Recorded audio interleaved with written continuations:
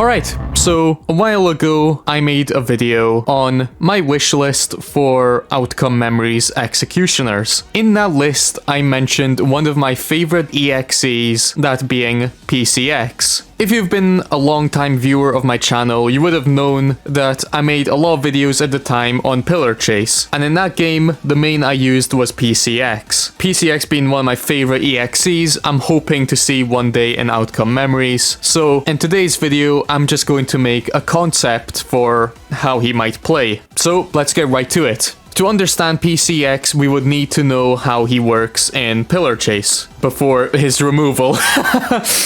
PCX had 3 abilities, one being Found You, where he would go partially invisible and be able to fly around the map, and upon getting out of Found You, he will be able to attack a survivor if he's close enough. His second ability being You Can't Run, he starts a chase thing, similar to 2011X's chase. He just chases after a survivor, hits them, and does damage. And his third ability being Jump, he jumps, and if he lands on a survivor, he does damage. So, for a first ability idea I have for PCX in Outcome Memories is Found You. Pretty much exactly how he works in Pillar Chase. Found You was quite a hated ability in Pillar Chase as it wasn't really that balanced. In Outcome Memories, I can see it working better, with one feature of it being that survivors can stun you out of Found You. So if you're in that cloud form and Knuckles hits you while you're in it, you will still be stunned. However, if you manage to escape quick enough, you can still do that lunge attack and ragdoll the Knuckles, or whoever you are chasing.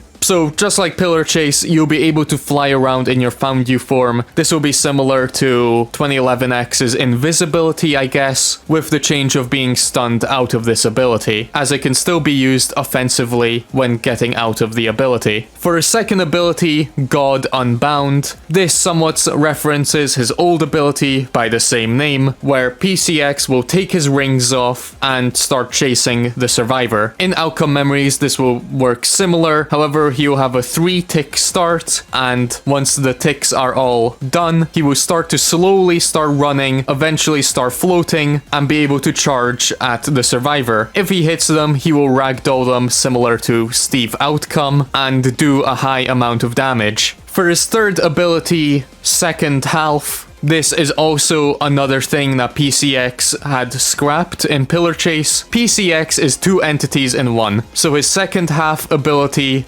will spawn in a bot, PCX, that will roam around the map for a short amount of time. During this, the bot can chase other survivors and damage them. However, the bot cannot do abilities, it only can do M1 attacks.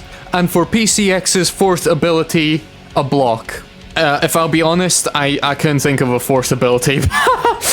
For his fourth ability, PCX will block an attack. If he is attacked when he is blocking, his limiter rings will break, and his next attack will do extra damage. However, blocking someone will not do damage to the survivor, only the attack afterwards will. This idea kinda comes from his animation when he breaks his limiter rings in the game.